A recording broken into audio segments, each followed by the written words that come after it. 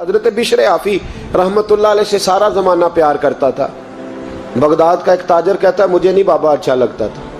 ہمارا اپنا اپنا ذہن ہے نا، ہم کہتے ہیں میں نے جدھر ساری دنیا جا رہی ہے وہاں نہیں جانا، کہتے ہیں کہ وہ بابا مجھے نہیں اچھا لگتا تھا، حالانکہ سارا بغداد عزت کرتا۔ کیوں نہیں اچھا لگتا تھا؟ کہتے ہیں اس لیے کہ بابا نہ صرف فرض مسجد میں پڑھتا تھا، باقی نماز گھر جا کے۔ تو میں کہتا تھا اتنا ولی ہے تو باقی بھی مسجد میں پڑھے۔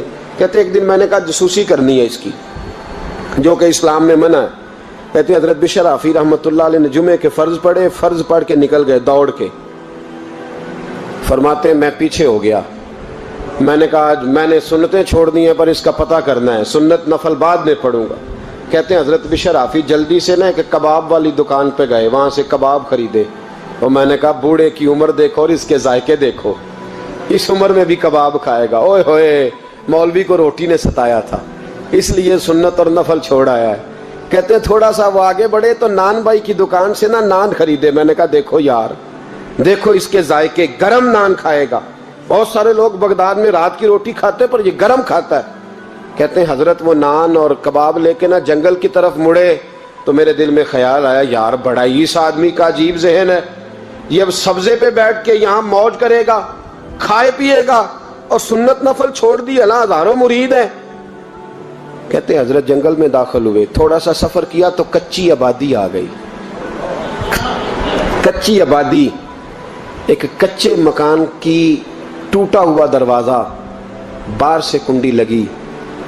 بغداد کے ننگے پاؤں چلنے والے ہزاروں مریدوں کے اس پیر نے کنڈی کھولی، اندر گئے، ایک فالج زدہ بابا جی بیٹھے۔ کہتے ہیں حضرت بشر آفی نے اپنی پگڑی کھولی اور اس آدمی کے منہ سے پانی نکل رہا تھا، رال ٹپک رہی تھی۔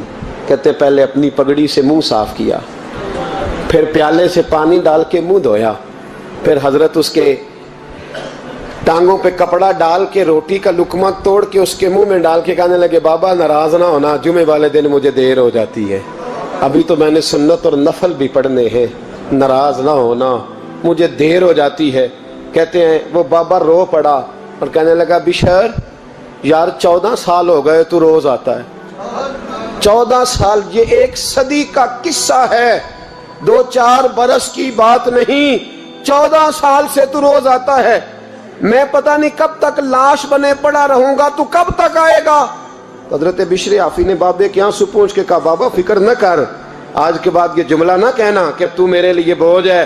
فرمایا لوگ سمجھتے ہیں کہ میں نے عبادت کر کے مقام پایا ہے، لوگ سمجھتے ہیں میں نوافل زیادہ پڑھتا ہوں، دنیا جانتی ہے کہ میری رات کی تسبیح زیادہ مضبوط ہے، پر میں ان میں سے کوئی بات بھی نہیں، میں تو تیری نوکری کرتا ہوں تو اللہ نے میری عزتوں میں اضافہ فرما دیا ہے۔ سوچ ہی صاف نہیں، نظریہ ہی ٹھیک نہیں، فکر ہی ٹھیک نہیں۔ اسلام نظریے کا مذہب ہے۔